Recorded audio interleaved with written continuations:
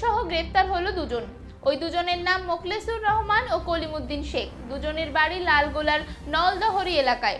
Police সূত্রে জানা গিয়েছে, গতকাল রাতে লালগোলা থানার পুলিশ মিনার ব্রিকফিল্ডের কাছে গোডাউন মোড়ে নাকা তল্লাশি চালায়।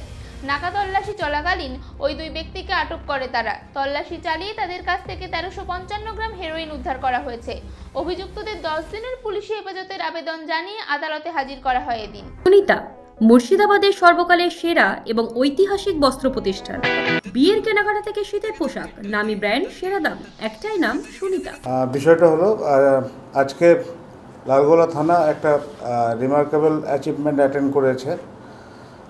একটা সোর্স ইনফরমেশনের মাধ্যমে খবর পেয়ে একটা সাডেন নাকা চালানো হয় এবং গোডাউন মোড়ে এই মুকুলেসুর রহমান এবং কালিমুদ্দিন শেখ, যাদের বাড়ি যথাক্রমে নলডহরি এবং নতুন গ্রামে, এদেরকে ইন্টারসেপ্ট করা হয় এবং এদের পজেশন থেকে প্রায় 1355 গ্রাম হিরোইন সিজ করা হয়।